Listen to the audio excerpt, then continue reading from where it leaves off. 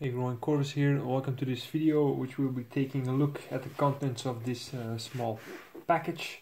What is in here is Infinity commission that I will be starting soon. I'm going to open this, kind of an unboxing video to see what's in here. You will notice that this is a mix of new miniatures combined with already painted and already assembled stuff. So I'm just going to give you my experience how to approach a project like this. This is also your typical project you might pick up in a second-hand, online second-hand stuff, so partially assembled stuff. So this video could be useful, might contain some tips for you on how to approach such a project. So let's have a look inside. This is an Infinity commission that I will be doing for a good customer of mine, for which I have already painted quite some miniatures. But anyway, if at any point you are interested in having stuff painted by me, then please get in touch, for example via PM on YouTube, or you can go to my website. There are more details there. So as you can see, there is some partially painted, assembled, primed stuff here. We'll leave that for last. And there are also some blisters here. So this is a mix of all kinds of stuff in various states, and of course there's also some new blisters. I think this is okay.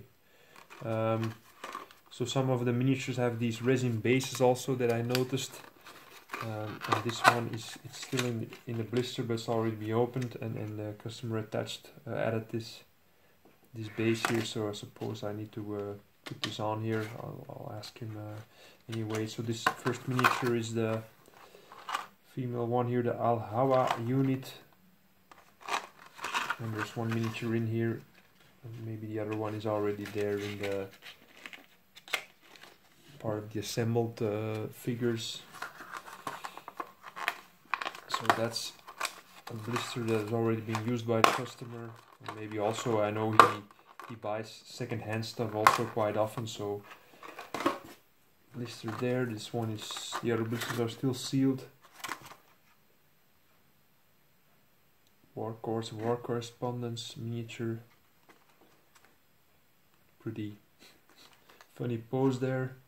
And also I noticed this before, that this arms and heads are separate from a torso. So I know Corvus Belli is also designing, I'm not going to say all, I don't know that, but they are designing miniatures by sculpting, digital sculpting. And of course, when you do that, you can do stuff like GW does very well with their plastic kits, is having these complicated joints here on the miniature, and that's exactly what's going on here as well. While the arms and the hair and the head is one part, and the torso, the rest of the body, which is here on the side, is a separate part. So yeah, I guess will be pretty decent. Most of the time you need some pinning with the Infinity miniatures, but I guess this one is going to assemble just fine with the complicated setup we have there. This is a bit more bulkier miniature, Irmandin Hos Ariadna faction. So it's a mix of factions, but the customer is basically building a mercenary army out of these miniatures. So a bit of a larger clump of metal, and there's also some kind of base there already attached to the miniature. It's a nice model, this one. And then Suitcase Guy, Neoterran Corporate Executive. Let's send our executives into war. So this one has a price sticker in UK pounds on there. So I probably bought it somewhere, or second hand, or so yeah. So far for the blisters. Let's just start digging into this. This is a miniature which is already primed. I hope it is primer. Let's try to, and not just grey paint. I can scratch it off. So I'll probably just need to add a real primer over this. What I always do when I get material like this to paint is just first step, always just put them in the dishwashing liquid, lukewarm water, with a toothbrush. Just, you know, You never know what happens with these figures. I suppose, just I see the marks and the scuffs here, so this is probably already being used for gaming purposes. So the first thing you need to do is just get the body oils off there, the grease, the dirt, just get it off there. Best way also with new miniatures, when they come out of the box, first thing I always do is just some dishwashing liquid in lukewarm water, toothbrush, and then rinse them off with warm water and just let it dry to the air overnight, for example, so it's very dry. You have something very miniature without any moisture on there that you want to prime. Digging a bit further, this miniature, I'm not an infinity specialist, so I do not know the names of these, but in one of the next videos I'll be covering this project. I'll look up the names, give you some more information if that's possible. Quite cool miniature, this one, nice pose. Yeah, and then this one I noticed is the miniature that's already painted, and it's also on this this sculpted base, which is a resin base here. So yeah, I talked with the customer about this. What I'm going to try is to cover this base with shrink wrap or something, cover it as well as I can do, and then try to prime this miniature black. If I can cover the base well, then I don't need to repaint that. Just paint it, spray paint it black with the primer and start working from there. If that does not prove to be working, then I need to put this in the acetone and reassemble and because acetone also removes the super glue bonding, so probably just some pinning as well, and then some just assemble it and prime it again. But it's just going to give it a try with the shrink wrap, and I need to break this off the base also because I do not want to put the resin base in the acetone. Probably a bad idea. Then there's another one of these robots, which I think there is a base. I saw a base somewhere, a bigger base for this one. It's still in there somewhere. So this is probably the base of the robot. Barely fits on there, but probably what I did previously is just putting a pin here. So just a piece of paper clip, drill a hole in here, and then I can safely mount it on there, because if you're going to put some dabs of super glue here on these legs, the bottom of the legs, is always a bad idea to.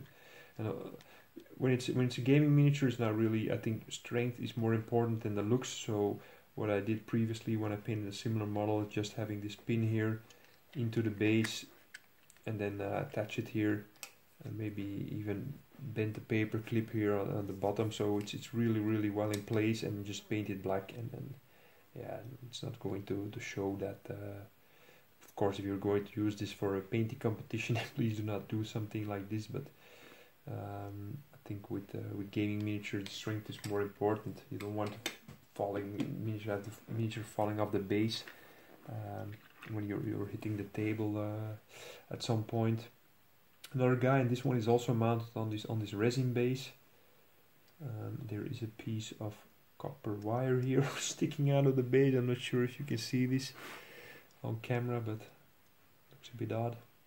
But anyway, this is a base that I do not need to texture anymore. What I usually do with stuff like this, if it is not really required, I do not start breaking off the miniature here and gluing it again on the base.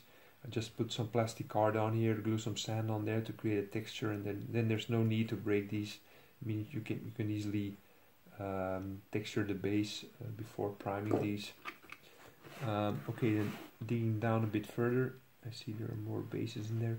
Yeah, this guy, I looked up the name, but I forgot. It was last week I looked him up. So a very big chunk of metal here going on. This miniature is already completely assembled. So this is also something I do when I previously mentioned, when I'm washing this miniature. Yeah, sometimes an arm comes off or a weapon comes off. What I do then is just not just simply glue it on once again, but yeah, just pinning the pieces so it's really a strong bond. What I'm not going to do is deliberately breaking off these pieces. I mean, this has been assembled by the customer most probably, but what I do if I see stuff like mold lines or yeah, parts coming off, these are things that I address. But yeah, this is something that you if you're doing commissions once in a while, you're not always starting from blisters, from box, new stuff. Sometimes you get stuff like this that you need to address some issues with, but of course not creating too much work there will be on the customers. That the customer has to pay basically for nothing. If I'm going to disassemble that for nothing, then yeah. Okay, another of these resin bases. I have to check which miniature. Maybe it's from this one. I think it was just glued on there. Something. This for example, I will not simply glue this back on. I will be trying to pin this on the base and give it a bit more strength. I think the customer just tried sticking this on, played a few games with it, and then yeah, of course it broke off because these feet are so fine. This base is textured, so really bad bond. So I'm going to try to pin this in one of the feet, and it's going to be much stronger than that. And this is the base I mentioned that this guy will be sitting on. You can see the marks there. Okay, if this is the base, then I can just probably glue them on with the feet. What I also do sometimes is just get some of these a file like this, and then just go over the feet. Then you have a good surface there to glue on the miniature here on a base like that.